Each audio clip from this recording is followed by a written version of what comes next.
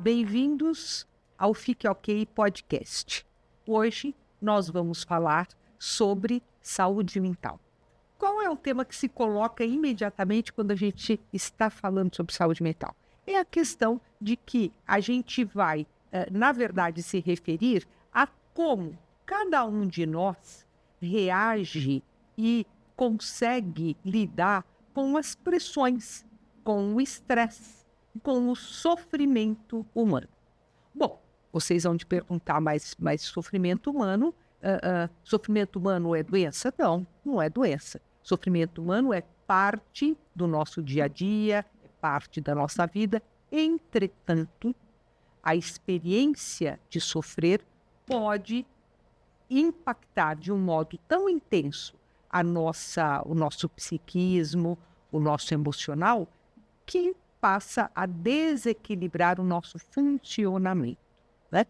Então, por que falar de saúde mental? Eu diria que como primeiro objetivo ao falar desse tema é justamente conscientizar as pessoas sobre a importância de sabermos o que é isto, como nos afeta, quando começa a atrapalhar, quando é doença e o que fazer para que a gente possa manter o equilíbrio. Este é, digamos assim, a razão mais importante pela qual a gente deve estar atento e falar sobre o tema. Não sei, né, se você quer colocar alguma coisa, mas sim, eu acho importante colocar também que a saúde mental é uma tarefa de cada um de nós de cuidar dela ao longo da vida. Né? Então, a primeira pessoa interessada em tratar, em cuidar, em proteger a sua saúde mental somos nós mesmos. Então, aqui, quando falamos de saúde mental, estamos nos referindo à sua tarefa, à minha tarefa, à tarefa de cada uma de nós de cuidar bem de si, de se autoproteger, para que possamos viver melhor. Eu acho que isso é um ponto importante, basicamente, Nelly. Com certeza. E a saúde mental se a gente está bem atento à saúde mental, a gente consegue estar consciente e fazer uma boa prevenção ao longo da vida, né? Evitar o adoecimento, né? É super importante. Não que a gente não vai estar sujeito aos desafios da vida, mas a cada momento que a gente vivenciar um desafio, a gente vai poder enfrentá-lo da melhor maneira possível. Isso. E quando você traz essa questão, Lili, da prevenção, eu acho que o aspecto mais importante a ser pontuado é o papel do autoconhecimento. Então, na medida em que você investe em autoconhecimento, você é capaz de perceber as suas fragilidades, as suas forças, no que investir, no que você precisa adquirir recursos para ter condições de enfrentar. Eu gosto de falar da cadeirada do Datena, porque você vê o seguinte, o que aconteceu ali? Você viu que aquele outro participante, ele provocando, e a reação do Datena, ela foi uma reação impulsiva. O que é uma reação impulsiva? É uma reação cega. Ao invés de eu estar percebendo o que está acontecendo aqui comigo agora, eu reajo com o mecanismo mais primitivo que a gente tem, né? De modo que o impulso, por que a gente fala o impulso é cego? Porque, de fato, ele nos leva a reagir, não como eu decido que vou reagir, ou como eu reflito que é a melhor maneira de eu reagir, mas eu reajo cegamente. E nessa hora eu estou sob controle do quê? Do outro. Então, o outro participante, ele conseguiu ter todo o controle sobre o Datena, porque ele pegou pelo emocional, pelo impulso. Né? Então, na medida em que eu percebo, que eu conheço a minha dinâmica, eu sei as minhas fragilidades e eu posso me estar alerta, ter autocontrole e, na verdade, ter o controle sobre aquela situação, ao invés de me deixar levar por aquele contexto. Daí a importância do autoconhecimento, porque se eu me conheço, eu consigo colocar um freio, muitas vezes, né? talvez seja essa a palavra. Eu sinto aquela emoção que vai invadindo, porque a emoção, ela tem uma força e uma potência enorme, né, pessoal? Não é uma coisa que a gente controla e diz assim, agora não vou ficar ansioso com este problema. Vamos ficar. São emoções que pertencem à dinâmica humana. Mas, se eu me conheço bem, eu consigo perceber o volume, a intensidade daquela emoção e eu consigo fazer um freio para que ela não tome conta da situação.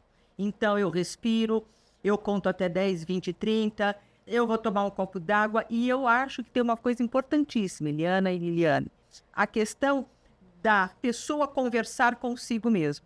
Que se eu não converso comigo e não me digo, calma, calma, devagar, respira, sai de cena, olha, tá te provocando, calma. Se eu não tenho esta conversa comigo, fica mais difícil e eu posso ser capturado pela explosão da emoção, né? Eu acho que tem uma questão interessante que é se desestabilizar, né? Como é que o outro consegue ter um domínio sobre mim a tal ponto de me desestabilizar, né? Será que isso está na mão do outro, né? Ou até que ponto eu tenho que perceber que isso tem a ver comigo? Não, isso que a pessoa está falando está me incomodando. Não, sou eu que estou incomodado com o que a pessoa está falando. Então, quando eu trago para mim, eu consigo fazer alguma coisa, né? Quando eu deixo na mão do outro, eu fico refém do outro. Então, essa outra pessoa é que domina os meus sentimentos, o meu comportamento, as minhas decisões e as minhas reações, né? Então, é importante, volta para dentro de si próprio e se pergunta, por que isso está me incomodando? Eu posso deixar isso me incomodar e me desestabilizar ou eu posso readquirir este autocontrole? Então, saúde mental tem a ver com isso. Tem a ver com a nossa capacidade de ter um olhar para si mesmo e mapear as nossas próprias reações. Às vezes as pessoas falam, mas fulano é culpado, o trânsito que me irrita, o meu chefe que me incomoda, a minha mulher é que me provocou. Na verdade, eu estou terceirizando a explicação do que aconteceu, né? O outro é o outro. Eu não tenho poder sobre as reações do outro, mas eu tenho poder sobre as minhas reações, sobre o entendimento do que aquilo está fazendo comigo. Então, não é o trânsito que me irrita, sou eu que me irrito com o trânsito.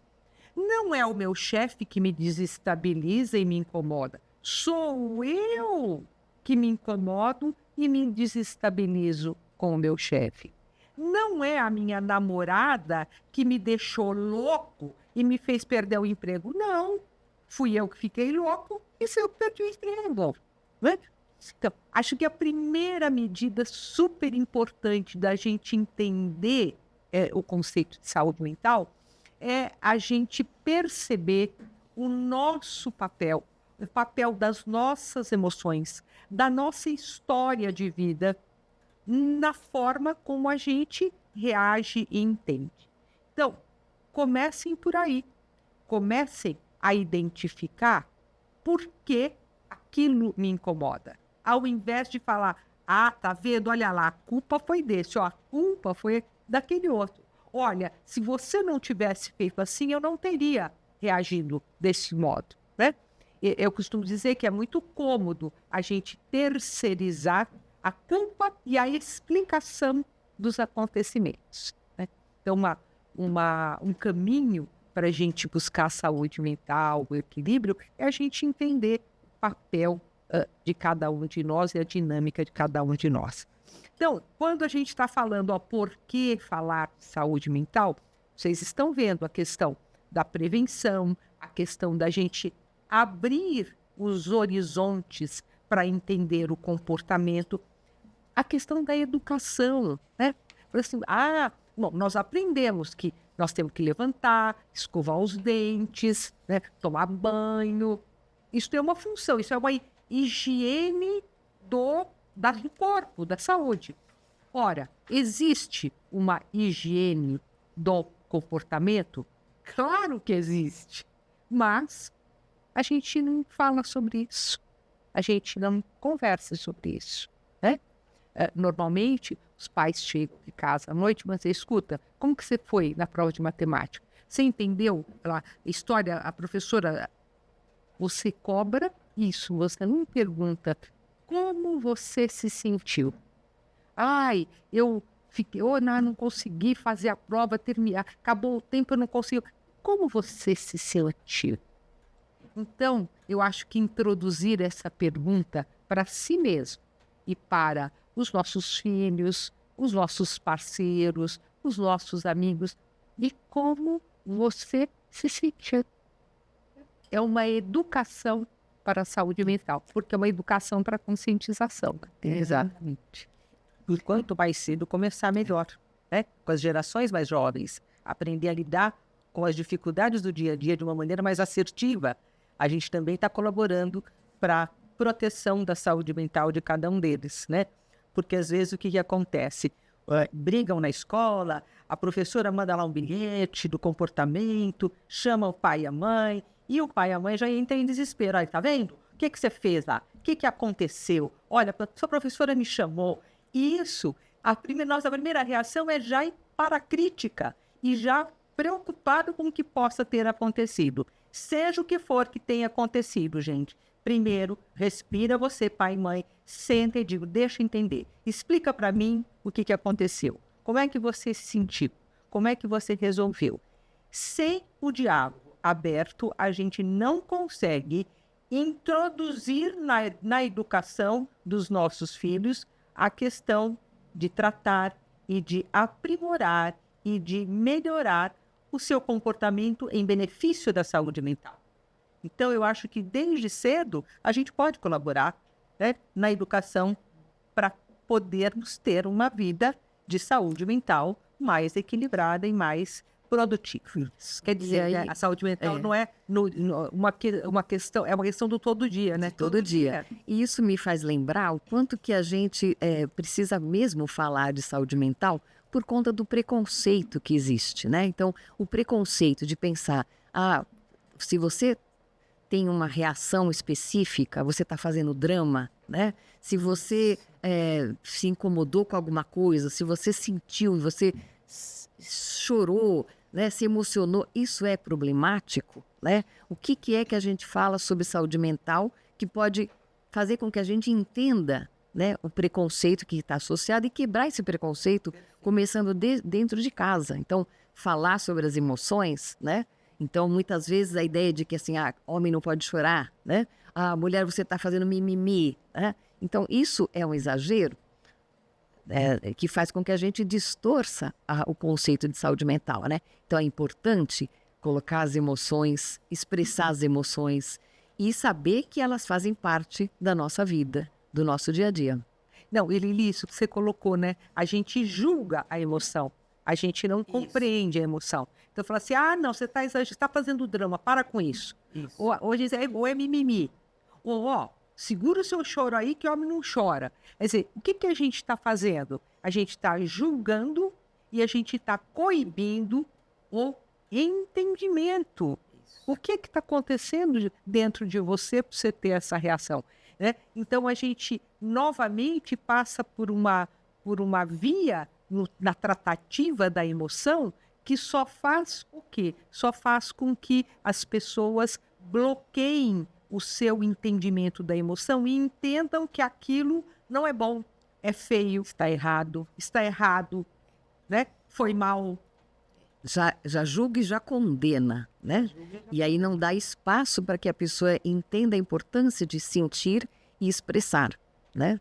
E sentir e expressar vai ajudar a gente a se entender, vai ajudar a gente a refletir junto com o outro e fazer com que a gente aumente o nosso autoconhecimento e, consequentemente, faça essa prevenção no dia a dia sobre nossa higiene emocional, né? Que você estava falando. E acho também, Lili, completando o que você está dizendo, que me veio aqui, né, no pensamento, é de que a gente às vezes não consegue isso sozinho. Então a gente precisa ter também a nossa rede de apoio, as pessoas que a gente confia, as pessoas com quem nós convivemos e que podem trazer luz a alguma situação que estamos vivendo. Então, a rede de apoio nesse momento, para que também possamos olhar para nós mas entender o que o outro está falando sobre mim.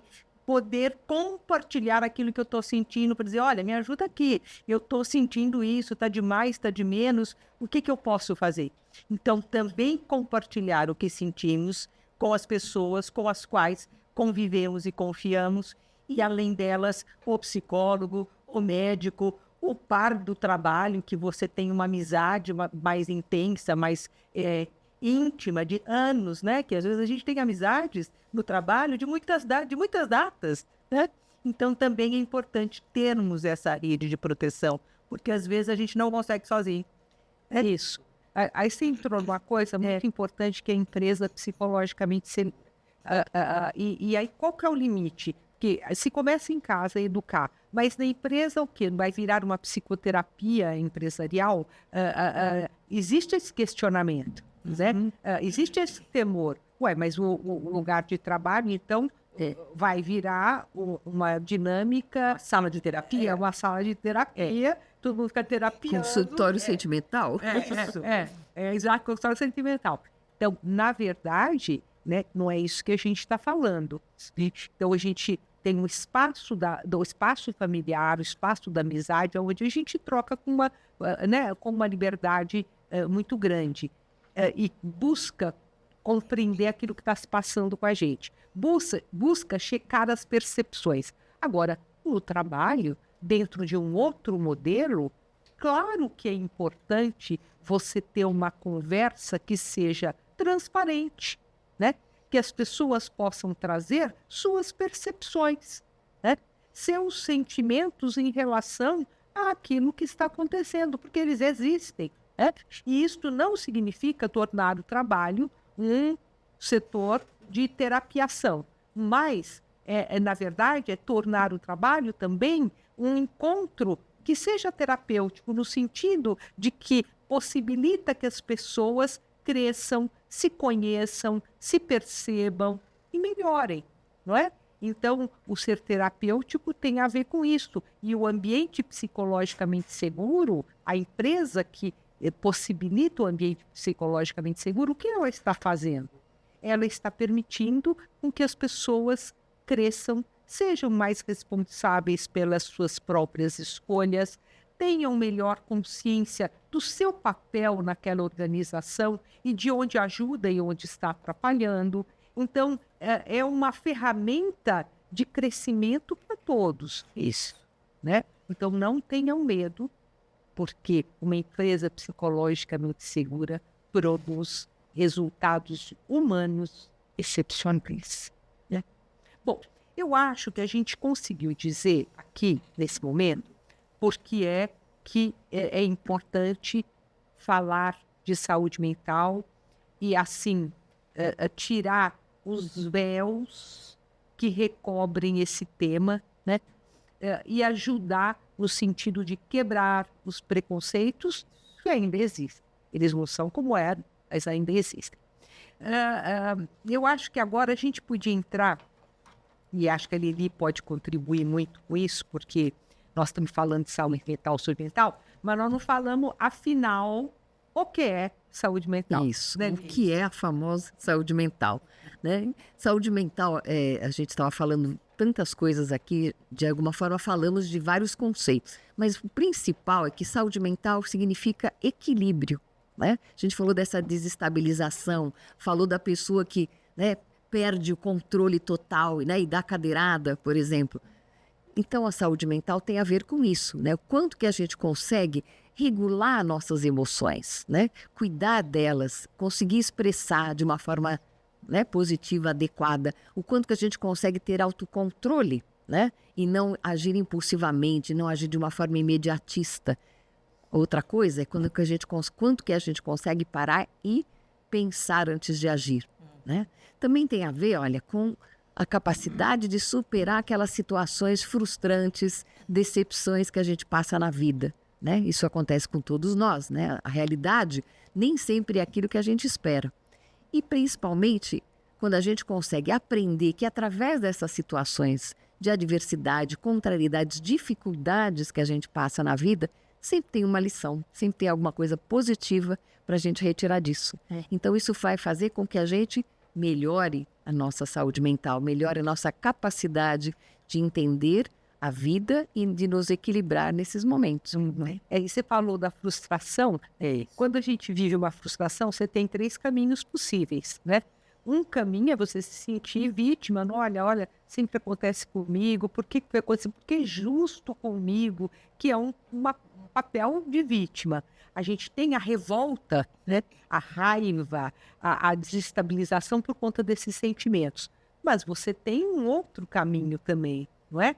Que é o caminho de eu entender o que esta frustração está querendo dizer. Está querendo dizer sobre mim, sobre como o mundo reage, sobre como eu me coloquei, né? Sobre as minhas expectativas, porque muitas vezes as frustrações têm a ver muito mais com as minhas expectativas irreais do que propriamente com o que aconteceu. Eu costumo dizer que muitas vezes a gente projeta nas pessoas, né, expectativas de que a pessoa se comporte desse ou daquele jeito, nos atenda naquela necessidade, e de repente o outro não consegue, não está à altura dele, não percebe, não está sintonizado com aquela nossa dor, e aquilo representa uma frustração enorme, como se aquela pessoa nos decepcionasse. Bom, peraí.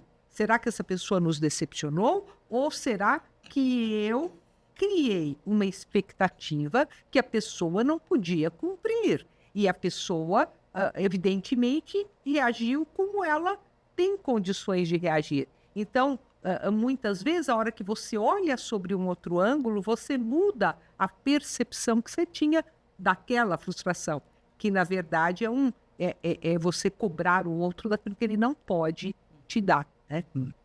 E isso exige da pessoa essa flexibilidade mental, né? Da pessoa olhar aquilo que está acontecendo com ela, olhar para aquela frustração. Pode até entrar em desespero, vem ansiedade, às vezes vem raiva, às vezes vem tristeza, um misto de sentimentos em momentos que são frustrantes para nós, né? Mas também isso é sazonal. O que eu quero dizer? Tem um tempo de ebulição de todas essas emoções que eu preciso respeitar, pôr para fora, mas ao mesmo tempo eu preciso fazer um exercício de dizer, e agora, calma, o que eu faço com isso aqui? O que eu aprendi, como você disse, com isso aqui? O que mexeu? Aonde mexeu? Mexeu na minha autoestima, mexeu na minha expectativa. Eu queria muito e infelizmente não aconteceu como eu gostaria que acontecesse, né? Então eu acho que isso também é importante, né? Da gente viver aquela emoção, mas ao mesmo tempo ter essa consciência de dizer, pera um pouquinho, é sazonal, pera um pouquinho, vai passar, precisa passar. O que eu vou fazer por mim para poder sair desta ebulição emocional, né? Eu entendo também isso, que é uma tarefa individual da gente olhar esse momento difícil e dizer, pera um pouquinho, eu também estou me machucando muito. O outro fez dessa maneira, pera um pouquinho, mas a minha parte nisso, qual foi a minha parte nisso? Tá? E procurar achar uma ferramenta de apoio, uma estratégia que me deixe passar por aquela ebulição, sentir aquilo e, ao mesmo tempo, buscar mecanismos de superação. Eu entendo que a superação está sempre engatilhada com estas emoções que muitas vezes aparecem em momentos frustrantes, em momentos de dor emocional. Esses dias eu li uma frase que eu até compartilhei, né? Achei muito bacana. Diz assim, eu nunca perco, eu sempre ganho ou aprendo. Legal. Achei bem profunda, né? Faz a gente refletir mesmo, porque a tendência da gente ou então se eu não ganhei, eu perdi, eu fico, né, nos dois extremos. E aí eu me sinto ou muito bem, ou eufórico, ou então de repente eu me deprimo, né? Ou eu fico isolado, né? Envolvido comigo mesmo, com meus sentimentos. Então a ideia de que você, vivendo os desafios da vida e superando, você está aprendendo sim alguma coisa. Né? E a outra frase que eu gosto é não se arrepende. Né? Quando a pessoa diz, eu não me arrependo de nada que eu fiz. Né? Porque tudo que eu fiz ou que eu deixei de fazer, né? Eu, de alguma forma, me trouxe onde eu estou, né? Então, assim, não ficar ali no passado, né? Voltando e remoendo, né? Ressentindo aquilo que aconteceu, mas olhando para frente, né? Para o presente e olhando para frente. E imaginando e apostando nas coisas positivas que vão acontecer. Então, mas do que nós estamos falando aqui? Nós estamos falando de uma capacidade de reflexão, né? Porque quando você fala, né, da frustração de eu conseguir elaborar aquilo, nós estamos falando de uma capacidade de reflexão. Reflexão exige um tempo.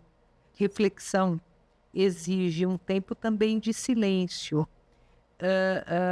E eu vejo que a gente, como sociedade, evolui para não ter tempo e para dedicar o tempo para, por exemplo, nas redes sociais, olhar a vida do outro, né?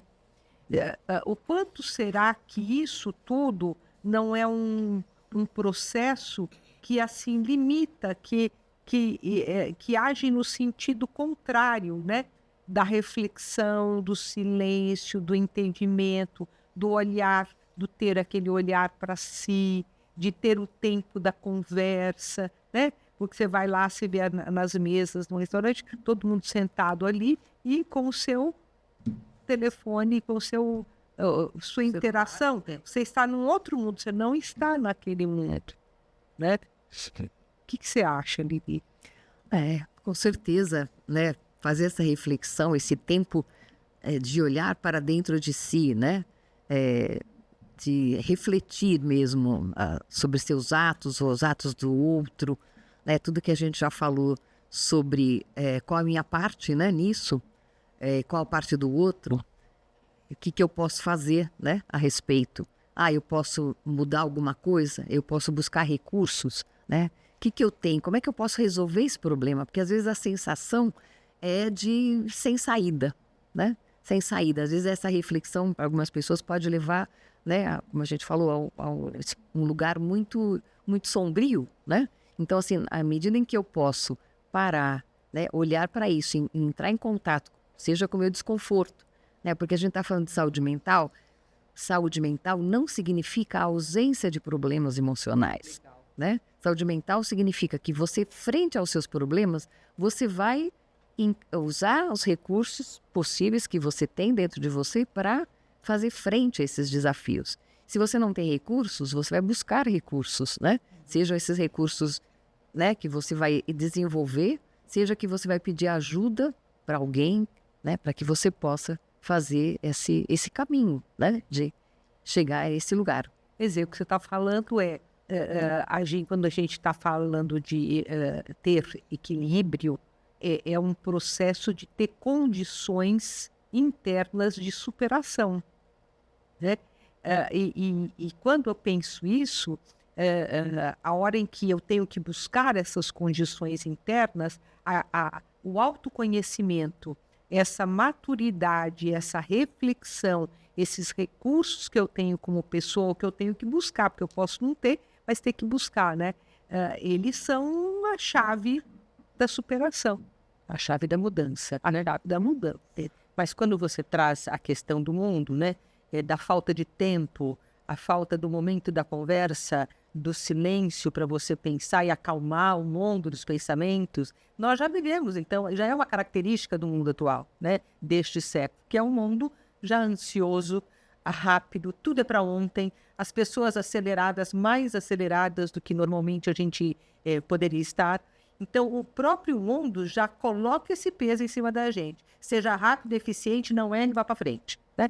E quando eu engato nessa toada, muitas vezes eu desconecto de mim. Então, é claro que o mundo está difícil, é claro que vivemos momentos complicados, às vezes na vida pessoal, na vida profissional, mas o freio me diz assim, espera um pouquinho, eu preciso respiro, eu preciso parar um pouco, eu preciso sentar para falar, né? Reconectar comigo, porque o mundo vai fazer com que a gente se desconecte da gente mesmo e conecte-se com a rapidez de tudo que precisa acontecer para ontem. Então, também é uma tarefa individual da gente fazer esse exercício. Agora, gente, isso é um exercício diário, né? De dizer, puxa vida, hoje, um dia terrível, trabalhei demais, não consegui nem almoçar, não consegui nada. Peraí, eu preciso ter um pouco essa consciência de dizer para mim mesmo, espera um pouquinho, preciso de 15 minutos de respiro, senão não dou conta da próxima reunião. Senão não dou conta de estar com os meus filhos meia hora antes de dormirem para a gente trocar uma ideia. Então, eu também entendo que o mundo ele vai fazendo esse processo de aceleração e que a gente precisa estar mais ainda conectado com a gente, tomar cuidado para não se desconectar, porque facilmente a gente se desconecta. E as pessoas dizem isso, falam, nossa, olha, não vi passar, puxa, faz 10 anos que isso aconteceu, puxa, a pessoa às vezes vem conversar com a gente trazendo essa angústia do tempo que passou e ela não percebeu. Por quê? Porque estava desconectada dela e estava conectada na pilha. Agora, Edna, então não é para ficar na pilha? Não, teremos momentos de muita pilha e vamos em frente. A questão não é não fazer, a questão é eu estou com um olho no problema, aquilo que precisa, na demanda que eu tenho, mas eu tenho um olho voltado para mim.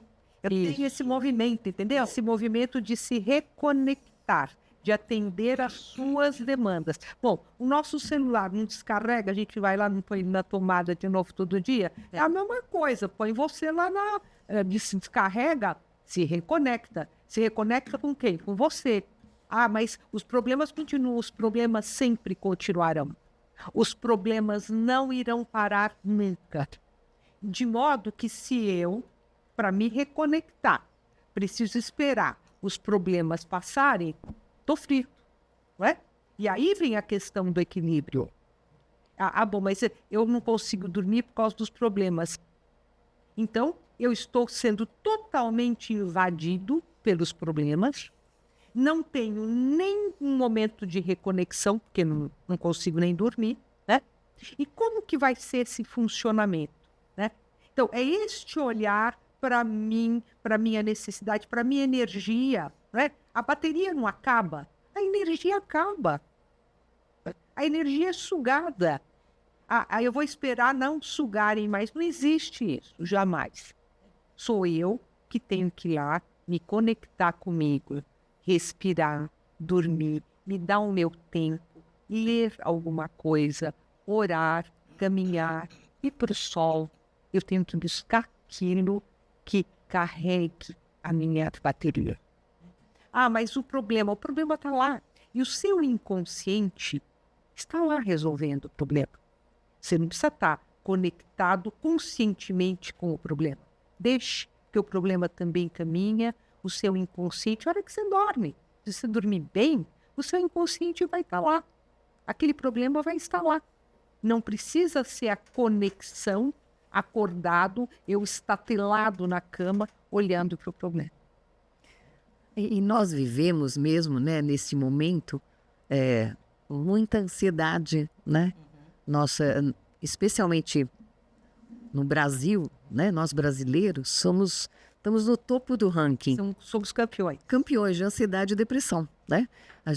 Mundialmente, a gente tem 10% de pessoas vivendo, né, problemas emocionais, transtornos. E no Brasil, a gente está no topo do ranking.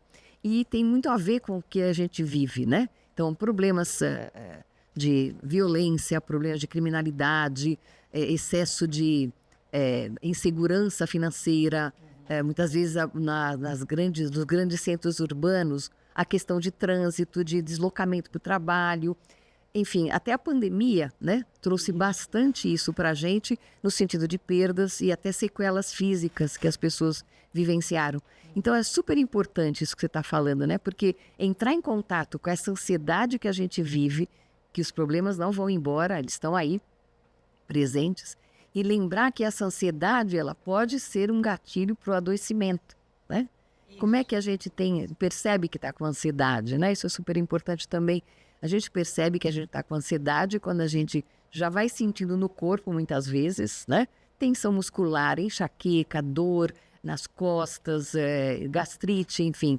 E também quando a gente se percebe muito preocupado, muito ansioso, com medo do que está acontecendo. Então, se observar, fazer essa auto-observação dessa aceleração, pode ajudar a gente novamente a enxergar esses gatilhos e fazer alguma coisa a respeito, né? E eu pensei, Edna, que você pode trazer alguma contribuição no que a gente pode fazer para se ajudar a lidar com a ansiedade, com a depressão e melhorar a nossa saúde mental e emocional. Eu gosto muito do ditado que diz: muitos caminhos levam a Roma, né? Acho que vocês já ouviram em algum momento alguém dizer isso. Muitos caminhos levam a Roma.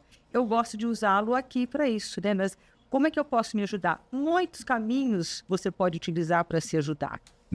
Desde os caminhos e desde as estratégias que se referem ao cuidado do corpo, andar, nadar, bicicletar, estar em contato com a natureza. Hoje, a atividade física já não é mais uma possibilidade, assim, não é um luxo, não é uma coisa que a gente pode ou não fazer. É um tratamento, né? Muitas vezes, se você vai ao cardiologista, a primeira pergunta que ele vai fazer a você é: olha, você faz atividade física? Porque já está ali dentro do escopo do tratamento do corpo a caminhada, a atividade física, né? E também porque a atividade física, e quando a gente fala atividade física, não necessariamente é Um esporte. um esporte radical, ir para academia, atividade física é o mexer-se mesmo, né? Isso. A liberação dos hormônios. Isso. Quer dizer, os antidepressivos naturais, os ansiolíticos naturais, eles são liberados pelo corpo em movimento. Exatamente. Então, uma boa dica seria, então, você cuidar melhor do seu corpo. E, gente, meta pequena. Às vezes a pessoa fala: eu não gosto de academia. Não precisa. O que você gosta de fazer? Eu gosto de caminhar. Caminha 2, 3 vezes meia hora no entorno do seu bairro, sem criar um problema, né? A atividade, as ferramentas de apoio para o nosso cuidado para tratarmos e protegermos a saúde mental depende muito da sua disponibilidade.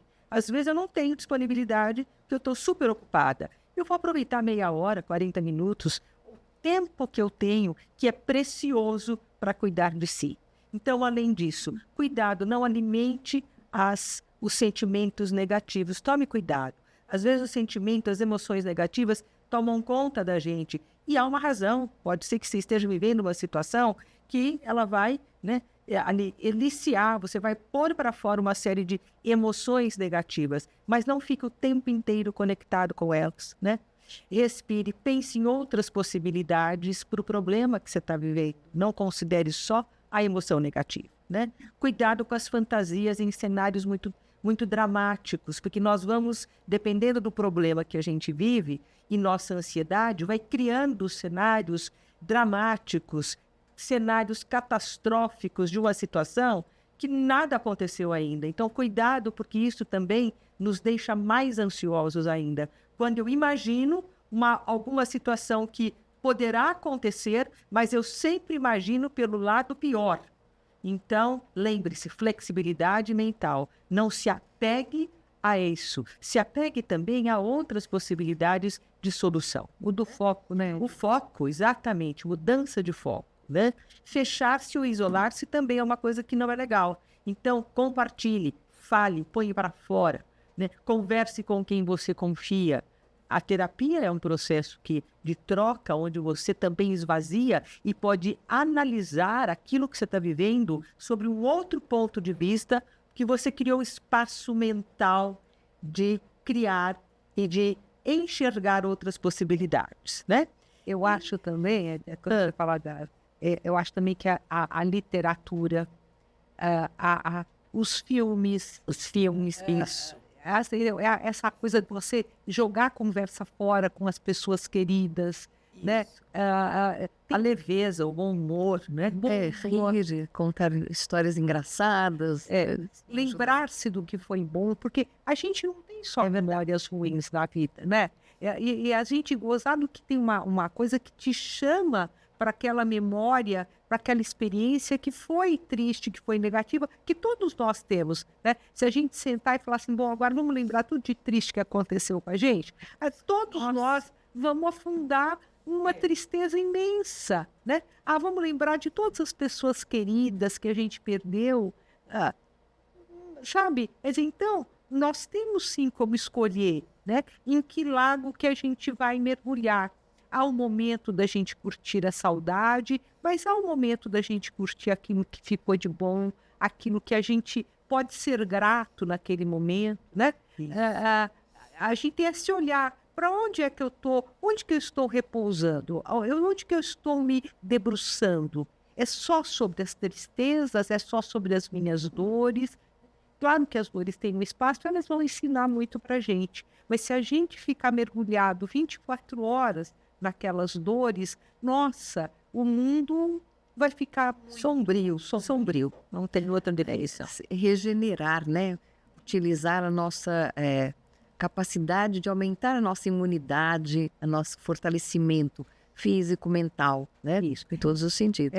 E é isso que você está falando, a regeneração, eu acho que é a palavra-chave para a gente nesse momento, a regeneração. Como eu posso me regenerar do desgaste, né? E não adianta eu ficar esperando que alguém venha me regenerar, que algo magnífico aconteça, e aí, em função desse algo magnífico, então, eu consigo me regenerar. Não, a regeneração, ela tem que partir de dentro para fora, né? E é claro que eu posso aumentar as possibilidades na medida em que eu tenho trocas amorosas, na medida em que eu tenha um propósito de vida, que eu busque algo que me gratifique, mas o movimento é daqui de dentro para fora, né? O você buscar aquilo que te regenera. Esse é o remédio, isso, para você vencer a doença mental, né? E nós temos uma grande capacidade de adaptação e de regeneração, né? É próprio da natureza humana. Então a gente precisa sim se conectar com esta parte dentro de nós que nos regenera. Ficaram cicatrizes, né? Mas eu tenho lá uma cicatriz e eu tenho uma memória dela, falar, aprendi alguma coisa aqui com essa cicatriz. Não tem problema a gente ter uma porção de cicatrizes. O importante é que a gente possa costurá-las um pouquinho melhor e não deixá-las abertas a vida inteira. Isso. Bom, para encerrar o nosso podcast de hoje, eu diria, como palavra final, o seguinte: por que falar de saúde mental? Porque sem saúde mental não tem saúde. Na medida em que você se desequilibra, na medida em que você se desgasta emocionalmente, o corpo sentirá. E isso vai maltratando o seu corpo, o seu organismo, a sua saúde. De modo que a gente espera aqui ter deixado para vocês esse recado. Dentro de nós está a regeneração. E a saúde mental é aquilo que é fundamental para nós termos saúde, que é um bem maior que a gente pode investir. Alguma coisa que Lembrando mesmo que a nossa capacidade, né, de investir na gente mesmo, né, vai trazer para a gente bem-estar, vai trazer para a gente mais recursos internos e mais visão de como buscar os recursos externos e a ajuda que a gente precisa a cada dia. Então, não deixar de buscar ajuda, né? Não pensar que as suas fragilidades precisam ser escondidas, não pensar que você precisa se condenar, pensar que você pode sim, né? Olhar para dentro de si mesmo, buscar aquilo que você precisa e estender, né? Pedir ajuda quando for necessário. E não se desconecte de você mesmo. Tem uma boa dica. Pega um post-it, escreve aqui neste post-it uma pergunta. O que eu fiz por mim hoje? Gruda do lado ali do seu note e olha para essa pergunta todo dia. O que eu fiz por mim hoje? Porque aí, o que eu estou querendo dizer? Eu olho para dentro. Nossa, puxa, eu almocei bem, consegui fazer aquela tarefa. Puxa, eu fiz tal coisa. Olha, brinquei com meu filho. Faça isso para você não correr o risco de se desconectar demais de você. Porque aí, os desdobramentos negativos da desconexão, você acabou de ouvir aqui conosco, tá certo? Esperamos encontrar vocês no próximo podcast. E a mensagem de hoje, ela é basicamente uma mensagem de esperança e de superação. Só que o caminho está aqui, dentro de nós.